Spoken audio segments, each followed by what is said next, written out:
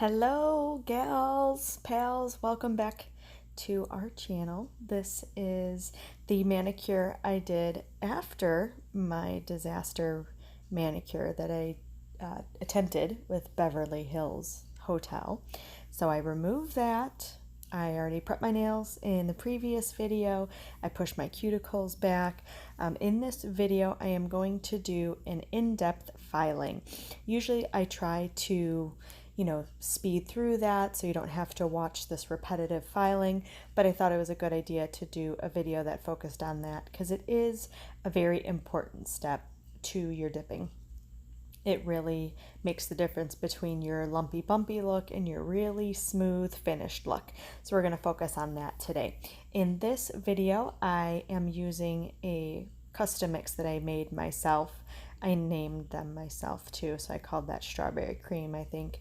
And I'm also using Elle's glass slippers by Sparkle & Co. I figured I had a bad experience with the previous one, so I will use it in this mani. This Elle's glass slippers is such a pretty glitter. I really, really like it. So I'm going to use that for my Sparkle Ombre on my middle two nails.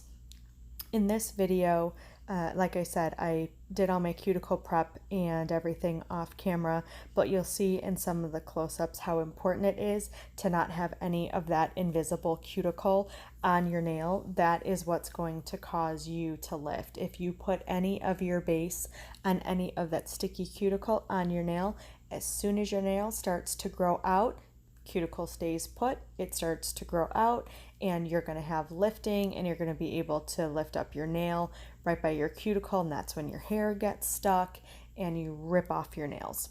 So it is a very important step.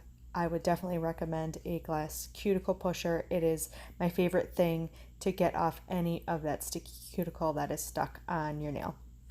So you'll see here when I get really, really close up, this is the spot that if you're putting base on, it's gonna spell trouble for you in the future for sure. So make sure that you push all those cuticles back as much as you possibly can, because that base needs to stick to nail only. And once you start to get your base to only stick to your nail, you won't have any trouble lifting. As soon as I started out with a drill and the glass cuticle pusher, that's when I stopped having lifting. I had lifting for a long time, probably a couple months when I first started. So I am going to get through the application of my base. Again, you can see that I do really thin layers. I get really, really close to the cuticle but never go over it.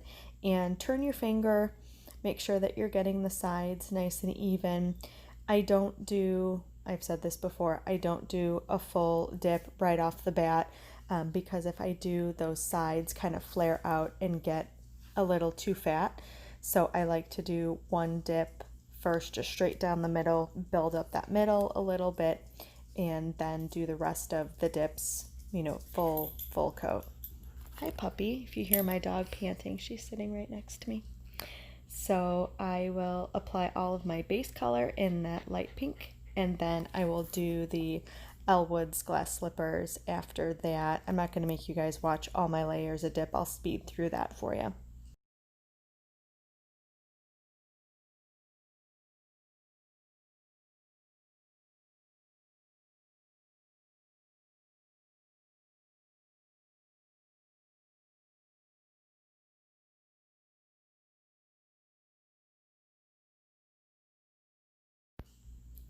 So here I did 4 layers of dip. I mixed my own pigments with Mia Secret white, and it makes it a nice light pink color, but because it's not so pigmented, I did need 4 coats. Not pigmented, but it's not so dark, I should say. I did need 4 coats to really get the coverage that I like. I really don't like see-through nails. I like them to be completely opaque. So I probably do more dips than, than some others that maybe like that. Sometimes you can get away with 2 dips. But for me, also I like the strength of having a little bit extra. So I have done an ombre, glitter ombre before on the channel, and you can watch that if you want to do an in-depth tutorial on that one. I will put that in the description below. This is just my standard procedure where I like to do my glitter ombre by the cuticle, and it fades down to the free edge, and I will do that on both of my accent nails, and then I will also do a dip of clear in this as well. For any new dippers, if you want to do a layer of clear over your glitter, definitely a good idea. You can also just do a layer base and let it dry, but you will notice that when you do your clear dip, it's going to make your glitter look dull and not shiny anymore. That's totally normal. Once you activate, put your top coat on, it'll come back, so no need to worry. For this one, I have in the past dipped or sprinkled, I should say, my clear dip over any of the wet base that remained.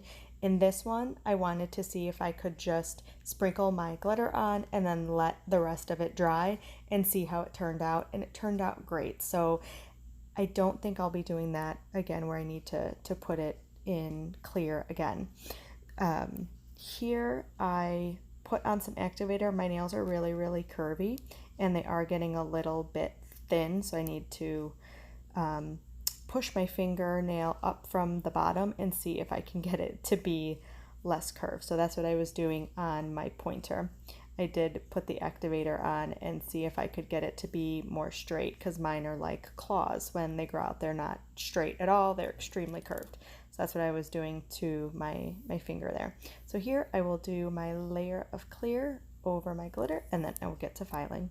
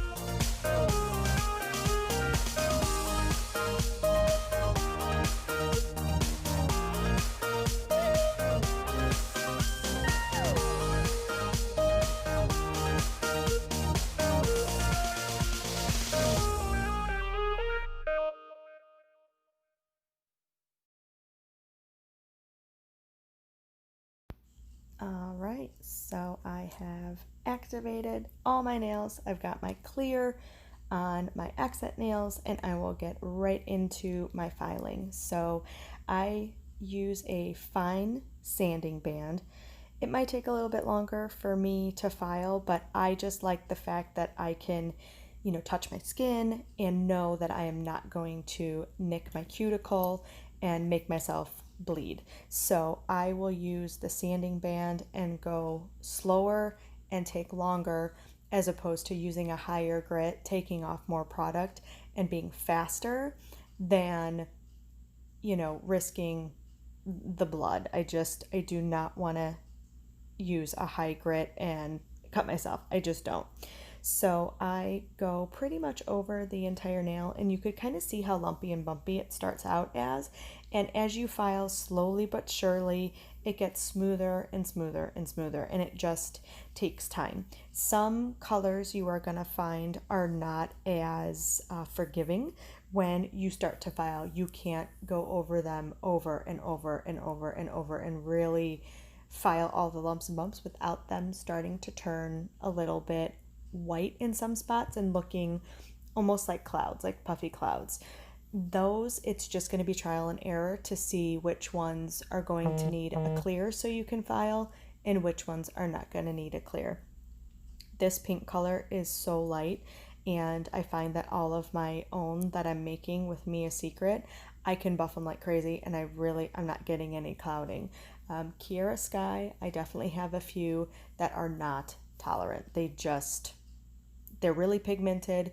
There's some purples and some oranges and things like that that I can't buff over without a clear. So you might want to use, a clear on any of those that are really highly pigmented that you're afraid you're going to buff some color off. So I do the same procedure on all my nails. You'll see that when I flip my finger to the side, I have a nice little divot right by my cuticle. It's not a really big bump where I have a lot of product there, where I've got a lot of base buildup or anything like that. You don't want it really thick by your cuticle. That is a definite for when you're going to have lifting. So you want it to have a a nice smooth contour right by your cuticle, and then you will not have to have so much filing, and you won't have to get any lifting either. So you're going to want to turn your finger to the side and get all right in that area with your drill, and especially on the sides there, you're definitely going to want to make sure that it is kind of tapered in towards the middle of your finger. Again, that's how you get that apex, that hump when you turn your finger to the side. Mine do it naturally, so I don't have to put in a lot of effort.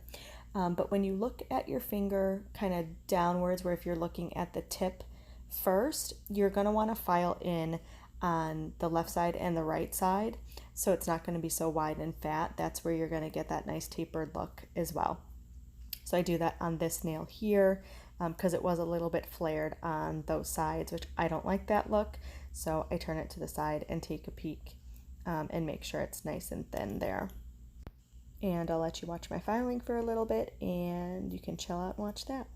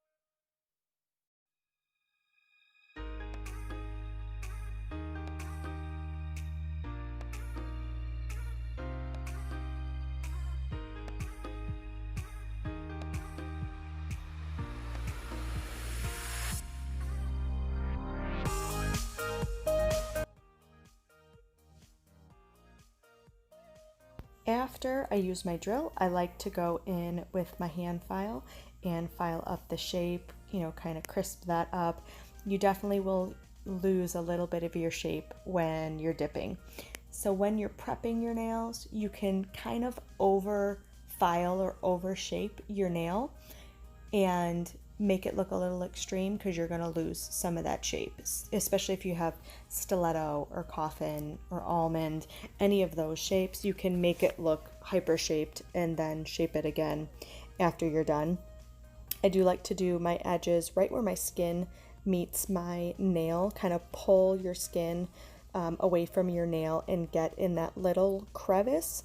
If not, you're going to have a little bit of sticking and maybe chipping in that area too. So you want to make that as smooth as you can right on the edges. And this is a good video if you're looking for that almond shape as well. It gives you an idea of where to file. So I really don't file at all at the tip. I do all of it on the side, and I bring those edges in and make sure it forms a really nice tip. Mine aren't as almondy. They're not quite as fat on the sides as a true almond. Mine point a little bit in more, but they're not quite stiletto. They're kind of like a narrow almond, I guess, but you really want to file pretty aggressively on the sides to really bring in the edges. When you are trying to go from, you know, shape to shape, if you're starting with, say, a square or a coffin, the way you're going to get that nice point is to shave off the corners of your nails right about there. You're going to have a square there, and you just want to file in so it comes to a nice point. So you would start filing right in that area to bring it to a point. So I will do all of my edges, make sure it looks nice and thin in the area, not too bulky. Again, doing a strip down the middle, and when you start dipping your nails and then going further and further out, that's the way you're going to make your nails nice and thin and not too bulky on the sides there. And I will finish up with my pinky. Can you see how like curved my nails are when I turn my hand? They're just super, super curvy, and I feel like the almond shape is a really nice complement to that. I feel like everybody has the perfect nail shape for them. Not everybody is the same. Some people that have like really flat nails might look better in a square or a coffin, but mine just didn't really look that great like that. So I found that the almond is the best shape for my hand, and I feel like it makes your hands look a little bit thinner as opposed to a square, but that's just my opinion. So I will look at the nails, make sure they don't look too bulky or flared at the sides. I'm going to go in one more time and flatten out that little bump right at the edge and make sure that's all nice and smooth there.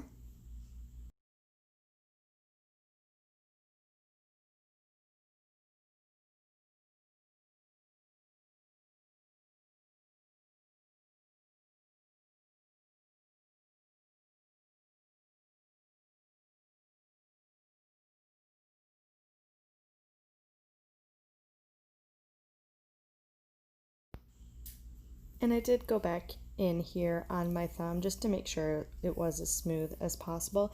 As my nails grow out, my thumbnail gets some of those ridges in it, and I try to buff the natural nail just so I buff the ridges out, but sometimes I don't want to over buff because my nails are kind of thin in the first place. So sometimes you can see a little bit of my ridges through the dip, and that's what I'm trying to smooth out here with my drill.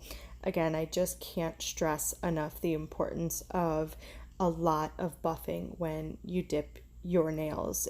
They're not going to look good right after you dip. They're going to look lumpy and bumpy and thick in some spots and maybe thick by the cuticle. Just don't lose faith in the dip process. Filing is just so important to really get this nice, smooth look. So after I have done all my buffing, then it is time for my top coat, which I do my gel top coat every time. It's the same process, so I'm just gonna zip through that real quick and give them a 60-second cure.